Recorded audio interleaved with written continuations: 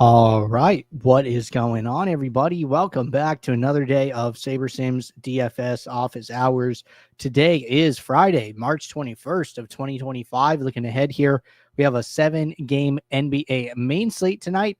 The DraftKings NBA live final is tonight, so good luck to all participating in the live final. We have trucks today for NASCAR. We have a single game NHL showdown, and then we have golf today through the weekend. So it should be a fun day of DFS. For those of you who are new here, welcome. My name is Andrew, one of the coaches over here at SaberSim. This is a show where we go over how to use the SaberSim app, answer any and all DFS related questions. Get your questions in one of three ways here. First off, send us an email, support@sabersim.com. Second, post it live in the YouTube chat. Third way, post it in the office hour channel in our Discord server. If you're not in our Discord and want to get access to that channel, there is a link in the description of this video. You also get access to our similar channels, individual sport channels, and you get access to the rest of the SaberSim team. So can't say enough good things about the Discord. But with that said, we do this show Monday through Friday, 4 p.m. Eastern, and then we do this show on Saturdays at 12:30 p.m. Eastern. So tune in any one of those days, get your questions answered. All right. One other thing here with our question that's in the queue here. MLB opening day, less than a week away. Opening day will be on Thursday, March 27th of next week. So pretty exciting. You guys can expect some content from us at the beginning of next week, but I'm sure a lot of people here are super excited for a little bit change of pace with the craziness going on with NBA and get into some MLB action. Philly said he is excited for MLB as well. Awesome. All right, so let's get SaberSim up. And we have one question in the queue. Hi, Andrew. As MLB is around the corner, do the Sims take into consideration ISO and wOBA for hitters? Are we expecting a new Jordan special MLB video for the 25 season? Thanks.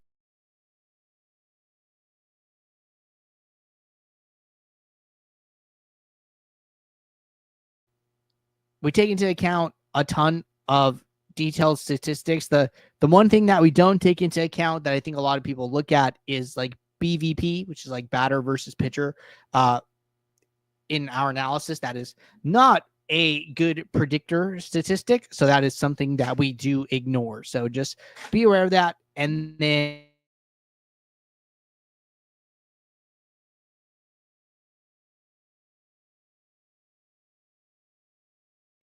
we should have it at a minimum one video. I would expect maybe like 2, possibly 3 videos to go up starting at the beginning of next week. So keep an eye out for those. There should be announcements in the Discord about them. Those videos should also go to Saber School, and they should be available here in like this latest section at some point next week, probably Monday, Tuesday, the latest. So keep an eye out for that, but we will definitely communicate it, and we are definitely expecting to have some new content for you guys. So super excited for 2025 MLB season. All right. With that said, why don't we jump into a slate demo? I was going to do something a little bit different today. So, obviously we have NBA action, but I did see that we do have, an NHL showdown, and then we have trucks tonight as well, right? So I was going to go do some trucks action. We've had a couple people, asking for like NASCAR build reviews and things like that. And as a reminder, we do have our build review show today, 5 p.m. Eastern. So that'll be going live in about an hour here after this show ends. So I'm pretty sure one of the reviews today is a NASCAR review. So keep in mind that, well, 2 things here, right? Notice, trucks are today not seeing any projections. Projections always go up 60 to 90 minutes after qualifying ends. I don't know what time qualifying started for trucks, but that's the first thing to remember, right? And then the second thing is that, there are pretty much like the same number of drivers for trucks, Xfinity, NASCAR, as far as like player pool size goes, right? Player pool size is going to be similar for all of these. So your strategy is going to kind of be similar across the board here, right? I don't think you should be doing something different for trucks and then doing something different for a cup race, right? So what this allows you to do, it allows you to work on your process more days a week, right? It's kind of what we talk about with during NFL season, hey, don't only play the Sunday main slates, play the early only, play the afternoon only, play the Monday to Thursday, right? Like play all of these other slates for two reasons. One, it helps you smooth out variance by playing more slates. If you are submitting strong, positive sim ROI lineups, it's going to help your variance, right? And then the second thing is that it gives you more opportunities to dial in your process. You are iterating on it every single time. Here, this is awesome, right? Because these slates are happening on different days. So like I could work on my process, Friday night, slate plays Saturday morning. I can go review, make any updates based on what I'm seeing in flashback, things like that. And then, tweak the process slightly, do it again for Xfinity. And then, by Sunday, hopefully, you do it again Sunday morning for Xfinity. And then all of a sudden you're like, okay, I think, I'm pretty comfortable with where I'm at. I'm ready to submit my lineups for Cup Race, and which is obviously like the biggest contest, biggest prizes, things like that. So you're kind of building through this Friday, Saturday, Sunday process that you're iterating over, hoping to, dial it in the most by Sunday, right? So that kind of works out cool, unlike, NFL, where all those slates are in the same day, early onlys and then afternoon only, main slates happening simultaneously. You kind of don't get that like build up. So that's like a really cool thing that I've noticed with NASCAR that you can do. So keep that in mind if you guys are playing a lot of NASCAR. Get in on some of the other action here. Aside from this, since qualifying doesn't seem to have happened yet, we do have single showdown tonight. Very rare. I think we had like a big 14-game NHL slate yesterday, if I recall correctly. So now we just have this single showdown, which, this can be interesting too, right? Maybe we'll do a slate demo here. In case you guys aren't aware of this, I'm not an NHL shark by any means here. So, maybe I'm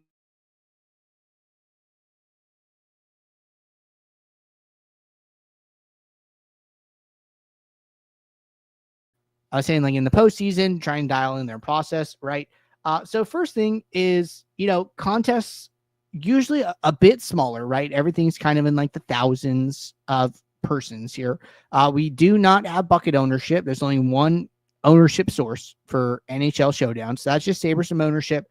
So just leave that alone. I'm just going to roll with this default sim. No problems there. Go back to my build. Again, build the max number of lineups you can. I'm going to drop min salary here because I want to allow the builder to do its thing with correlations, with line stacking. And, sometimes lower salary lineups can be okay, right? Just because I lower it doesn't mean the builder is automatically going to go and give me a bunch of low owned lineups or I'm sorry, low salary lineups. But if those lineups are popping in the sims, usually the lower the salary, the less duplicated they are. And overall, I'm okay, trusting the builder in that sense. So I want to give the builder a little bit more wiggle room than a little bit less. So I'm going to bump min salary down. I'm going to make my two small adjustments to projections.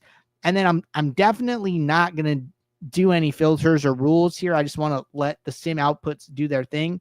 And, our sliders are on 0-10. So this is kind of interesting, right? Because some people might look at this and they're like, hey, correlation's at 0, we're playing hockey, right? I mean, look at all these, high player to player correlations. Everyone knows that, stacking in hockey is like a big thing. Correlations are high, 0.27, 0.25, 0.23. But remember, these are the correlations that come from the simulations. What the correlation slider does is it amplifies the correlations, right? So when correlation is higher, the player to player correlations get increased, and we don't really need that for Showdown, right? The correlations in the play-by-play sim are enough for a Showdown lineup. We understand the line stacking combinations and things like that. So there is enough correlation where you don't need to amplify it. Okay. So that's the big thing here to understand with the 0-10 sliders for hockey that, might come across as like kind of strange given just general hockey strategy. But, we'll run this build and we'll look at, what kind of combinations we're getting and stuff like that. And I still imagine we're going to be getting stacks. All right. So let's let these 500 lineups run. And then after it runs, we'll kick this contest sim. I think I'm going to change this. So there's this toggle down here, run contest sim automatically after build, in case you guys weren't aware of it. It's kind of newer. I've had it off for a very long time, but I'm going to turn it on. The reason I'm turning it on is because when I do this show, I wouldn't upload a file and I would just create a manual contest sim. But now we auto create one, which is usually the highest prize pool, largest field contest on the slate. So I feel pretty comfortable just turning on that toggle now and letting the builder do its thing there. So we got our contest sim ran. It is sorting by the right metric. That's great. Let's move some columns around. Just get rid of some things I don't care too much about.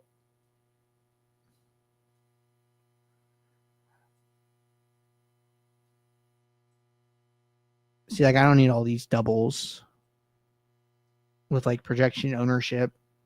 Seems fine. Cool. This looks a lot better.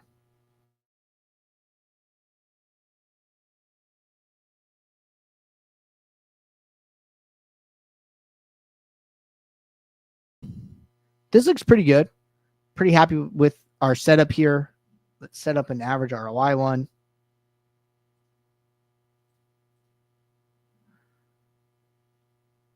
Cool. So when I'm doing showdowns, I think about showdown a little bit differently than I think about like classic slates, right? Classic slates, you usually don't need an optimal to win. So there could be a number of winning lineups, right? The combinations, you're not looking for that one lineup that's like really going to do it. You might not need that in NHL either, but you're going to definitely need to be a lot closer, right? So the way I think about it is, for classic, I want to have a full pool of lineups I'm willing to play. I want to diversify.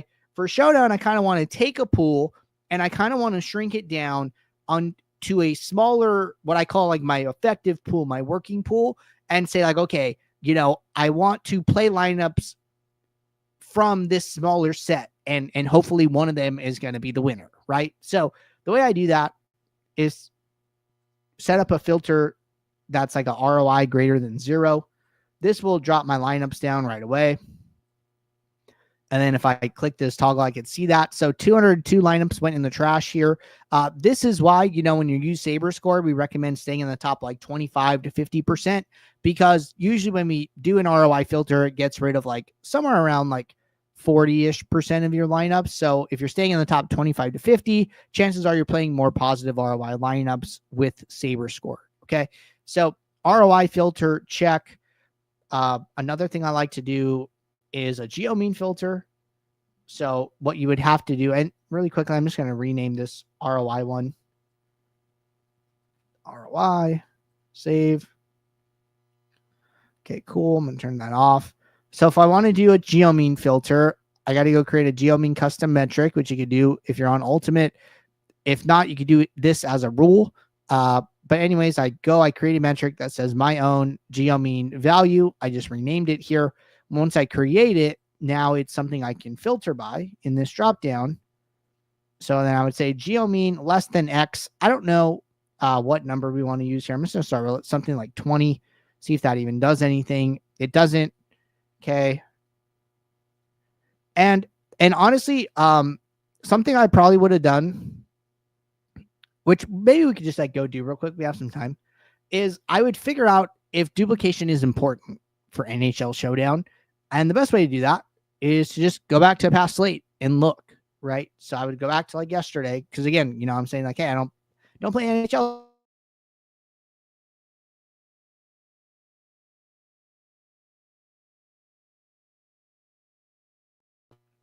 I'd go to the contest tab, and then I would try and find a similarly sized contest. So like, see like this $15, it's a lot smaller, 235 entries.